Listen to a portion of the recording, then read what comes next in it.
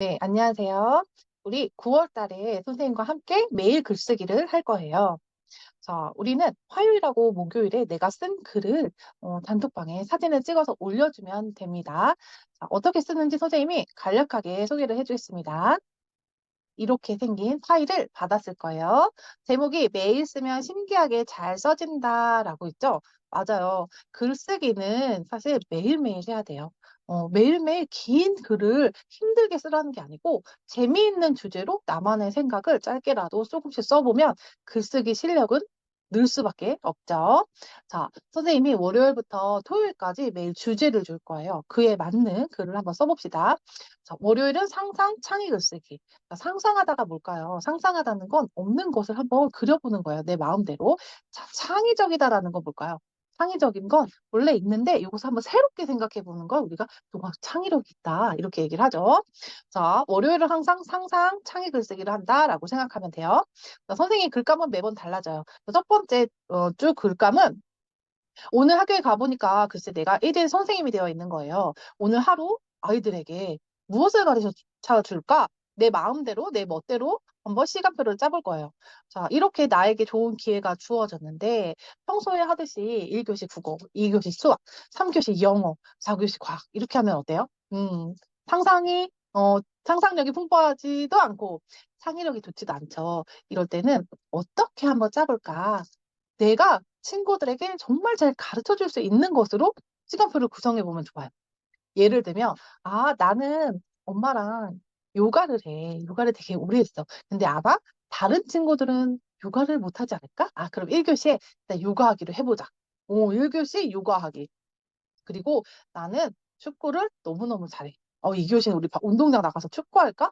3교시는 그리고 내가 집에서 고양이를 키우는데 고양이 키우는 법을 알려주고 싶다. 이렇게 아주 독특하고 재미있는 생각들을 해보는 거예요. 우리 너무 평범하게 1교시 독서 시간, 2교시 수학 시간 그러면 어때요? 친구들이 에이, 이건 선생님하고 매번 하던 일인데? 이러면서 별로 흥미롭지 않을 거예요.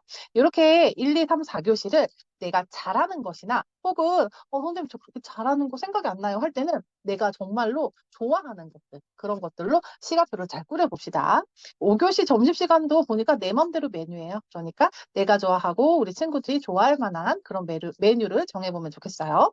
자, 화요일은 생각하는 글쓰기예요. 이 화요일은 어떤 문제를 던져주고 거기에 대해서 나의 생각을 논리적으로 좀 정리해서 써보는 거예요. 어렵지는 않아요. 선생님의 주제는 우리가 평소에 많이 생각하고 많이 겪어봤을 수도 있고 들어봤을 그런 주제입니다. 자, 요번 주 주제는 선생님 글감. 친구가 학교에서 괴롭힘을 당했다고 친구에게 고민을 털어놨어요. 그러고는 다 얘기하고 나서 나 이거 창피하니까 아무한테도 말하면 안 돼? 이렇게 부탁을 했어요. 네.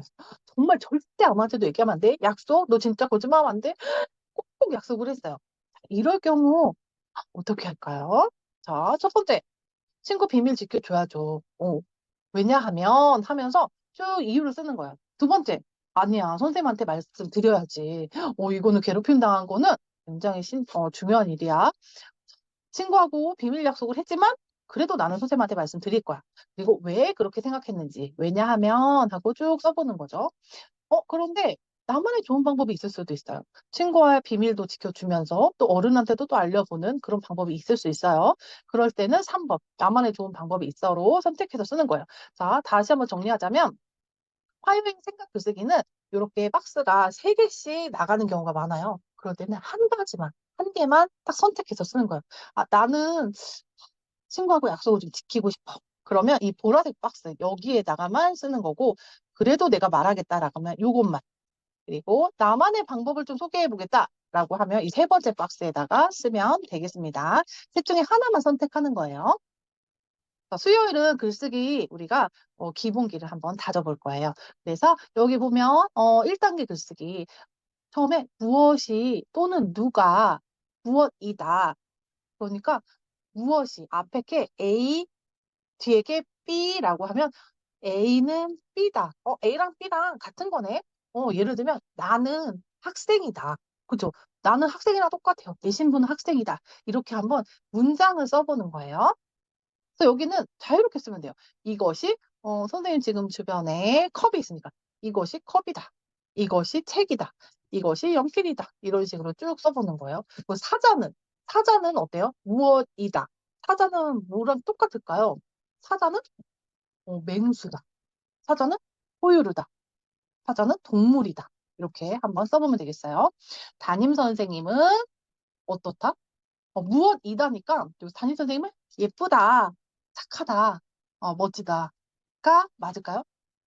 아니에요. 그거는 담임 선생님은 설명하는, 한마디로 이렇게 표현하는 글이고, 여기서 선생님이 이야기하는 1단계 글쓰기는 담임 선생님은 이거랑 똑같아.